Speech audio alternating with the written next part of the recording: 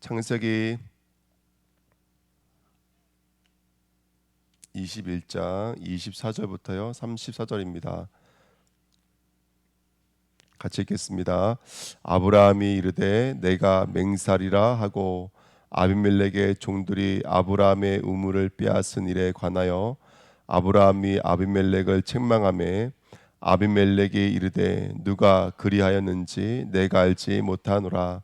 너도 내게 알리지 아니하였고 나도 듣지 못하였더니 오늘에야 들어오노라. 아브라함이 양과 소를 가져다가 아비멜렉에게 주고 두 사람이 서로 언약을 세우니라. 아브라함이 일곱 암양 새끼를 따로 놓으니 아비멜렉이 아브라함에게 이르되 이 일곱 암양 새끼를 따로 놓음은 어찌미냐. 아브라함이 이르되 너는 내 손에서 이 암양 새끼 일곱을 받아 내가 이 우물 판 증거를 삼으라 하고 두 사람이 거기서 서로 맹세하였으므로 그곳을 부엘세바라 이름하였더라. 그들이 부엘세바에서 언약을 세우매 아비멜렉과 그 군대 장관 비골은 떠나 블레셋 사람의 땅으로 돌아갔고 아브라함은 부엘세바에 에셀 나무를 심고 거기서 영원하신 하나님 여호와의 이름을 불렀으며 그가 블레셋 사람의 땅에서 여러 날을 지냈더라. 아멘. 기도하겠습니다. 하나님 감사합니다. 오늘도 귀한 새벽에 말씀을 또 흘려 보내주시고 또 우리 영혼육을 새롭게 하시며 깨달음이 있게 하시며 정말로 우리 입술에 부엘세바의 믿음의 고백이 정말로 나올 수 있도록 하나님 축복하여 주옵소서. 감사드리며 예수 그리스도의 이름으로 기도하옵나이다. 아멘. 우리 수예배 때 나눴던 말씀인데요. 우리 부엘세바를 찾으라는 말씀을 가지고요. 함께 말씀 나누도록 하겠습니다.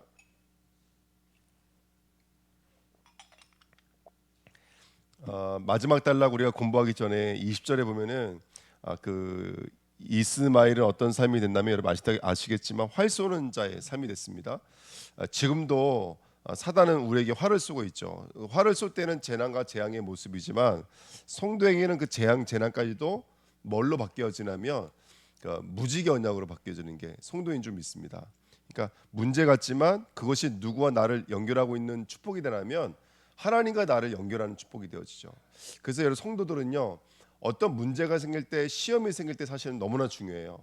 여기서 사람의 위로가 임하면 절대로 안 됩니다. 사람의 위로가 들어오면 절대로 안 돼요. 거기서 누구의 말씀이 임해야 되냐면 하나님의 말씀이 임해야 돼요. 근데 우리 대부분 신앙생활할 때 굉장히 많은 부분이 특별히 교회라고 하는 공동체다 보니까 어떤 일들이 만나면 사람의 위로에 머물 때가 많아요. 이래 보면 큰일 납니다, 여러분들. 그러니까 정말로 중요한 시간표는 정말 하나님과 나와의 관계가 있어야 되는 거예요. 내가 너무너무 힘들다. 그러면 그 힘든 일이 사람의 위로로 끝나면 절대로 안 되는 거예요. 그게 가장 나쁜 일이에요. 그래서 교육자들이나 사역자들이 어떤 어려움과 문제가 있을 때 물론 찾아가 봐야 되고 전화도 해줘야 되지만 거기에 머무르면 절대로 안 돼요. 정말 이를 통해서 무지개 언약이 형성될 수 있도록 도와줘야 돼요. 그 사람이 기도할 수 있도록 도와줘야 되고 그 사람이 말씀 속에서 하나님의 음성을 들을 수 있도록 도와줘야 돼요. 이게 활 쏘는 자를 통해서 하나님이 우리에게 이루시는 일들인데 중요한 건 뭐냐면 우리가 그런 것들을 사람의 것으로 다 바꿔버리면 안 되거든요.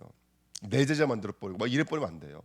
그래서 정말 하나님 앞에 서는 시간이 돼야 되고 말씀을 붙잡는 시간이 돼야 되고 그래서 그 과정을 통해서 나를 대속하신 하나님의 십자가가 내게는 있지 이걸 발견하는 거예요. 재난이 재난될 수가 없고 문제가 문제가 될 수 없지 이걸 발견하는 것이 큰 축복이거든요. 그죠? 그래서 이걸 넘어가면 여러분 아시겠지만 창세기 21장 넘어가면은 22장이 뭘로 시작되죠? 아브라함을 시험하시려고 이게 시작된다니까요. 그러니까 중요한 시점을 두시고 하나님 우리에게 주시는 말씀이세요. 그래서 우리 인생에 중요한 시점이 있었을 때 분명히 이스마엘 사단은 우리에게 계속 활을 쏘거든요.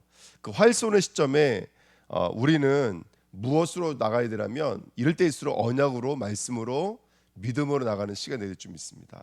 그래서 나와 하나님과 1대1 관계 속에서 말씀을 받고 우리가 다시 한 번 더 뭐가 필요한 자가 되어야 되냐면 복음이 필요한 자가 되어야 돼요. 은혜가 필요한 자가 되어야 돼요. 말씀이 필요한 자가 되어야 돼요.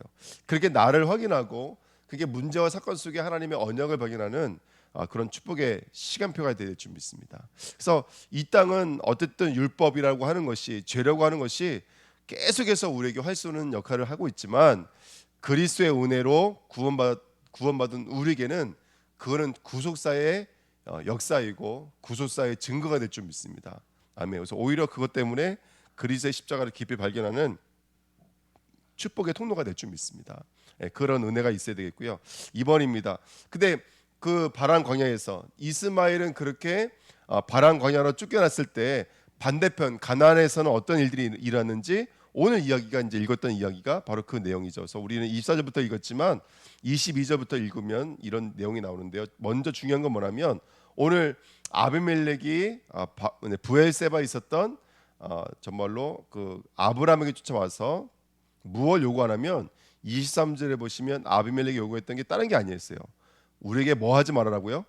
거짓되이 행하지 말라. 다시 말하면 거짓말을 하지 말라. 아브라함이 했던 거짓말이 뭔지 너무너무 잘 알고 있습니다. 자기 아내를 누이로 팔아먹은 거죠. 그렇죠? 그러니까 너희들은 거짓말하지 말아라 이렇게 말을 하고 있는데요. 그때 말씀 나눴지만 우리 성전 울타리가 있기 때문에 안에서 성전 안에서 무슨 일을 일하는지 바깥에 있는 사람은 전혀 알 수가 없습니다. 그래서 이 진리가 바깥으로 넘어가는 것을 가지고 그게 바로 이제 알레테이아의 진리라 그러거든요. 그래서 왜 율법에도 거짓 증거하지 마 이렇게 써 있죠. 거짓 증거하지 마. 그 말이 이 말이에요. 바깥에 있는 사람 안에 무슨 일을 하는지 아무도 몰라요. 그래서 그 사람들에게 안에서 어떤 복음의 역사, 하나님의 역사가 있었는지를 바르게 전달해 줘야 돼요. 근데 이게 바르게 전달해서 넘어가지 못하고 걸려서 머물러 있는 상태를 가지고 거짓 증거하지 마 이렇게 말을 하고 있거든요. 그러니까 지금 아비멜렉이 요구하는 것은 사실은 하나님이 우리에게 요구하시는 것이죠. 우리가 우리 안에 있는 이 성삼위 하나님과 이 구원의 역사, 십자가 역사를 바르게 전달하는 일들을 감당해 줘야 돼요. 그게 성도의 삶인 거예요. 그런데 우리는 그걸 잘못 전달해 버리는 거예요. 만약에 예를 들어서 교회가 복음으로 말하지 않고 늘 우리 교회가 말하는 거지만 만약에 착하게 살면 복 받는다 이렇게 말해버리면 정직하게 살면 복 받는다 이렇게 말해버리면 우리의 어떤 의의를 가지고요 열심히 행한 만큼 복 받는다 이렇게 말을 해버리면 지금 이 땅의 만물과 피조물들은 뭐라고 외치는 거예요? 하나님의 아들에 대해서 얘기해 주세요 이렇게 외치고 있는 거예요. 쉽게 말하면요. 제발 부탁이니까 예수 그리스도의 십자가와 그의 부활과 승천과 그의 재림에 대해서 말씀해 주세요. 이게 오늘 강단 말씀이거든요. 성경은 그거 얘기하고 있는 거죠. 정말로요. 그런데 정말로 그 복음의 비밀을 말하지 않고 이거를 옆으로 돌려서 말을 하는 것을 가지고 비유로 말한다 이렇게 말씀드렸죠. 그래서 하나님은 항상 복음을 뭘로 말한다 그랬어요? 비유와 상징과 그림자로 말한다 그랬죠. 요한복음 10장 25절 말씀 나눴어요. 이것을 비유로 너에게 일렀거니와 때가 이르면 다시는 비유로 너에게 이르지 않고 아버지에 대한 것을 밝히 이르리라 그랬습니다. 여러분 우리가 성령께서 오시는 그날부터는요 더 이상 복음은 비유로 들어오지 않아요. 완벽해지고 아주 사실화되어집니다.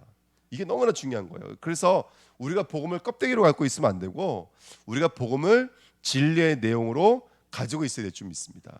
그래서 지금 계속해서 블레셋 사람들이 우물을 파놓으면 침노에 들어와 버리고 우물을 파놓으면 침노에 들어 버려요.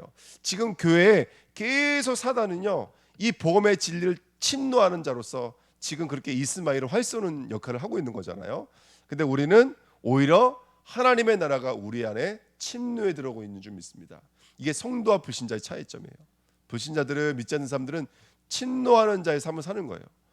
능동태의 삶을 사는 거예요. 침노의 능동태. 하지만 우리는 하나님의 능동태로 살아가는 거예요. 하나님의 열심으로 하나님의 은혜로 그 말씀이 우리를 삑 쪼개고 들어와서 우리 안에서 말씀으로 역사하시는 줄 믿습니다. 그래서 오늘도 복음을 깨닫는다는 것은 하나님의 은혜예요. 하나님의 은혜. 그 은혜를 구하셔야 됩니다. 은혜를 구하셔서 정말로 진리의 복음이 내게도 흘러 들어올 수 있도록 또 나에게 들어오는 복음이 누군가에게 흘러갈 수 있도록 우리가 함께 기도할 줄 믿습니다. 그래서 오늘 아브라함의 했던 행동들이 뭐죠? 이거예요. 부엘세바 이거 고백하는 거예요. 그 부엘세바 고백이 뭐냐 이거예요. 바로 소와 암양을 가지고 와서 그 이제 드리는 장면이죠. 이제 아비멜렉에 드리는 장면인데 이게 어떤 고백이냐면 바로 우리 안에 들어와 있는 그 복음에 대한 인정인 거예요. 그러니까 부엘세바 일곱 우물인 것처럼 일곱 암양 소를 갖고 오면서 그 앞에 아멘 하는 거예요. 아멘.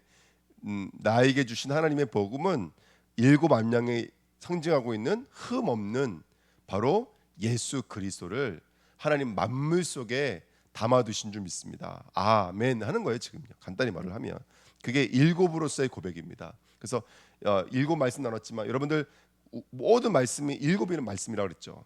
그러니까 창세기도 창조도 첫째 날, 둘째 날부터 일곱째 날까지 일곱 번 말씀하시잖아요. 그렇죠? 그게 바로 일곱 말씀이에요. 나중에 계시록 맨 마지막에 가보면은 일곱 교회의 일곱 사자들에게 하나님께서 일곱 인봉을 떼시는 거예요. 그러니까 모든 게 일곱 말씀이라고. 일곱 말씀. 그래서 제가 지나가는 말로 색깔도 일곱 색깔이죠. 그리고 심지어는 음악할 때 나는 소리까지도 일곱 소리라고 말씀을 드렸어요. 그렇죠? 근데 물론 그거는 성경에서 말하고 있지 않지만 어쨌든 우주 만물은 예수 그리스도에 대해서 이야기하고 있다. 예. 그래서 이제 이거 좀 보탬이 되실려나 모르겠어요. 마태복음에 보면은 그 마태가 족보를 7 곱하기 2 곱하기 3으로 말을 해요. 그러니까 완전하고 말씀드렸죠. 원래 족보는 14대 14대 14대가 아니에요. 근데 마태복음 1장 읽어보면은 아담부터 아브라함까지 14대요. 아브라함부터 그다음에 포로로 끌려가기 전까지가 14대요. 포로로 끌려간 이게 써 있어요. 성경에요. 사실은 진짜 만약에 구약 성경 읽어보시면 알겠지만 14대 14대 14대가 아니거든요. 그럼 이건 뭐라면 아브라함이 7의 배수 7의 배수 7의 배수로 말을 하고 있는 거예요. 다시 말하면 예수 그리스도의 족보는 뭐하다? 완전하다. 근데 그 아브라함의 족보 마태복음 1장에 보면은 누가 누구를 낳고 누가 누구 낳고 하는데 갑자기 여기 누가 들어가 있어요? 그렇죠? 다말이라는 여자가 들어가 있고 밧세바라는 여자가 들어가 있고 기생이 들어가 있고 그렇죠? 맨 마지막에 누가 들어가 있어요? 마리아가 들어가 있어요. 부정한 자들이 들어가 있어요. 근데 그 부정한 자가 그리스도의 족보를 이루는 완전한 하나님의 축복이 돼버렸거든요. 우리를 얘기하는 것이죠. 그래서 하나님께서는 우리가 인생 전체를 두고 그리스도의 복음으로 재적용하기를 원하시는 것 같아요. 정말로요. 그게 바로 부엘세바 일곱 우물의 일곱 말씀, 일곱으로 먹이다, 일곱으로 말씀하시다라는 의미인 줄 믿습니다. 요한복음 14장 16절 31절에 성령께서 오시며 믿음으로 이끄시고 평안으로 이끄시고 특별히 그분과 하나님과 우리와 함께 한다는 것을 알게 하신다 그랬어요. 특별히 죄에 대하여 의에 대하여 심판에 대하여 깨닫게 만드시는 것이 성령 하나님인 줄 믿습니다. 아멘. 그래서 오늘 아브라함이 정말로 내게 맹세하라는 말이 세 번 나오는데요. 첫 번째는 아비멜렉이 아브라함에게 맹세를 요구하는 장면, 두 번째는 아브라함이 맹세해 주는 장면. 그게 24절이에요. 31절에는 두 사람이 함께하는 맹세. 근데 이게 자세히 보면은 꼭 이런 것 같아요. 첫 번째는 우리가 기도하는 맹세. 하나님 이걸 은혜를 주세요라고 기도하는 것. 두 번째는 하나님 응답하시는. 그다음에 두 번째는 뭐죠? 두 사람이 함께 하는 고백. 이게 꼭 우리들의 신앙생활인 것 같아요. 정말 우리가 오늘도 이 새벽에 나와서 하나님께 은혜를 구하는 거예요. 정말 내게 그 하나님께서 말씀하시는 그 일곱 말씀, 다시 말하면 그 진리의 복음을 깨달을 수 있는 은혜를 주세요. 그럼 하나님께서 우리에게 강단이라든지 또 말씀을 통해서 우리에게 복음을 깨닫게 만드시고, 그러면 이제 하나님과 나와의 고백이 하나가 되어지는 그 자리까지 우리를 인도하시는 줄 믿습니다. 그게 바로 뭐죠, 여러분들? 언약 붙잡고 기도하는 것이죠. 그래서 오늘도 우리가 말씀 붙잡고 기도하는 게 너무너무 중요합니다. 그리고 바울은 그래서 에베소서 1장에 보니까 지혜와 계시형을 달라고 기도했어요. 여러분들, 우리가 함께 성령을 구하면서 언약 붙잡고 기도하실 때 우리들의 삶에 정말로 오늘 아브라함과 아비멜렉이 고백했던 이 고백이 우리의 고백으로 되게 될 줄 믿습니다. 아멘. 그래서 암양과 소를 드렸지만 사실 소는 써있기만 했지 소에 대한 내용은 없어요. 대부분 내용은 일곱 암양이죠. 그러니까 일곱 암양이 그때 말씀드렸지만 레위기 같은데 읽으면은 흠이 없는 완전한 제물입니다. 그러니까 그리스도를 말하는 거거든요. 그래서 저는 아브라함이 이 고백이 그냥 어떤 마리수를 드린 것이 아니라 바로 아브라함이 그 일곱 언약으로 말씀하신 하나님의 언약에 아브라함이 화답했다고 저는 믿어요. 예. 그래서 우리가 뭐 요한복음 5장 39절이라든지 또 요한복음 맞나요? 하여튼 아브라함도 누굴 때를 볼 때를 기다리다가 예수 때 주님 때를 볼 때를 기다리다가 보고 기뻐하는 이에게 써 있는 것처럼 아브라함도 예수 그리스도를 봤던 것처럼 우리도 오늘도 예수 그리스도로 말하고 예수 그리스도를 증거하는 축복된 삶이 됐으면 좋겠습니다. 자, 결론 3번입니다. 그게 우물의 축복이 우리 교회에 있어야 돼. 우물은 신랑과 신랑이 만나서 신랑이 주는 물을 마시는 곳이 우물인 줄 믿습니다. 성경은 늘 우물에서 항상 역사가 일어나죠. 모세도 그랬고 다 우물에서 역사가 일어나는데 정말로 이번에 저희 팔라우 가겠지만 팔라우 가면 앞에 그 수도가가 있어요. 근데 그 수도가는 온 동네 수도가라. 거기에 그 주위에 있는 마을 사람들이 와가지고 물도 떠먹지만 실제로 거기서 씻기도 해요 사람들이. 그렇게 하거든요. 그러니까 옛날에는 우물에서 신랑과 신부가 만났던 게 이해가 되더라고요. 거기가 이제 사람들이 만나는 곳이니까. 근데 우리의 교회는 그렇게 예수 그리스도와 우리가 만나서 하나님의 말씀을 받는 축복된 현장인 줄 믿습니다. 근데 우리가 얼마만큼 우리가 말씀을 받고 은혜를 입어야 되냐면 에셀 나무가 될 만큼요. 에셀 나무가 될 만큼. 그래서 에셀 나무 잠깐 말씀드렸죠. 작은 나무예요. 작은 나무지고 뜻은 작은 나무란 뜻이고 작은 숲이란 뜻이에요. 하지만 이 나무는 바람이 불어도 뽑히지 않아요. 이 나무는 가뭄이 들어도 죽지를 않아요. 왜냐하면 너무너무 뿌리가 깊이 뿌리 내려져 있기 때문에 그래요. 근데 우리가 얼마만큼 깊이 뿌리 내려져야 되냐? 바로 예수 그리스도의 복음에 깊이 뿌리 내려져야 될 줄 믿습니다. 그래서 오늘 세 번째 여호와의 이름을 불렀더라 이런 장면이 나와요. 12장 13장 하고 그 다음에 또 한번 나오고 그 다음에 세 번째 나오는데 근데 그 앞에 성경을 읽다 보면은 첫 번째는 지극히 높으신 이름 이렇게 말하고요. 그렇죠? 그 다음에 두 번째 17장에서는 젖는 자 이름 이렇게 말해요. 물론 아브라함이 고백한 건 아니지만 성경에 기록된 걸로 봐서는 여호와 이름 불렀더라 그랬다면 그냥 단순하게 그 여호와가 어떤 이름인지는 우리가 이제 추정할 수 있겠죠. 근데 오늘은 뭐라고 말을 하냐면 영원하신 여호와 이름을 불렀더라 이렇게 말하고 있거든요. 그러니까 아브라함이 이렇게 고백했던 것 같아요. 나는 흔들릴 때도 있었고 나는 모를 때도 있었고 나는 무죄했을 때도 있었고 무감각 했을 때도 있었지만 하나님은 항상 내게 변치 않고 늘 한결같이 뭘로만 대해 주셨다는 거예요. 부엘세발 말씀으로 언약으로만 대해 주셨다는 거죠. 그래서 지극히 높으신 이름 전능자 이름은 초월의 이름이고 능력의 이름이거든요. 우리가 대부분 신앙생활할 때 하나님 앞에 요구할 때는 이런 걸 많이 요구해요. 전능자, 능력자, 초월자 이걸 요구할 때가 많은데 신앙이 깊어지면 깊어질수록 뭘 요구할까요? 그냥 하나님 당신을 요구할 때가 많아요. 그 자리까지 우리가 나가야 될 줄 믿습니다. 이게 아마 뿌리가 깊은 나무가 아닌가 생각이 들어요. 그래서 우리가 부부 사이에 은밀하다라는 단어를 많이 쓰는데 하나님과 나와의 은밀함, 친밀함을 가질 수 있는 관계의 사람이 될 줄 믿습니다. 그 뿌리를 깊이 내려서 브리스울라가 목을 내놓을 수 있었고 바울이 항상 로마와 가이사를 외쳤던 것처럼 우리의 일심전심 지속을 찾는 오늘이 됐으면 좋겠습니다. 그래서 정말로 그 축복을 누리시는 오늘 주일 예배 되시기를 예수님의 이름으로 부탁드립니다. 기도하겠습니다. 하나님 감사합니다. 우리를 사랑해 주시고 또 우리를 인도하시는 하나님, 아브라함에게 하나님께서는 완전해 주셔서 그에게 이 완전한 복음으로 대해 주시고 이끌어 주셨던 것처럼 오늘 우리들의 삶도 하나님 복음으로 이끄시며 역사하시는 줄 믿습니다. 오늘 이 시간 주의 성령의 충만함으로 역사해 주셔서 우리 모든 성도들의 입술의 고백에 그 부엘세바의 하나님, 예수 그리스도의 하나님을 말하고 고백할 수밖에 없는 축복의 삶으로 인도하여 주옵소서. 하나님 우리들의 삶을 그렇게 엘셀남으로 인도하시는 줄 믿습니다. 복음의 깊이 뿌리 내려져서 어떤 풍파와 혼란 속에도 흔들리지 아니하며 그리스도만 고백되어지는 축복된 삶으로 인도받도록 역사하여 주옵소서.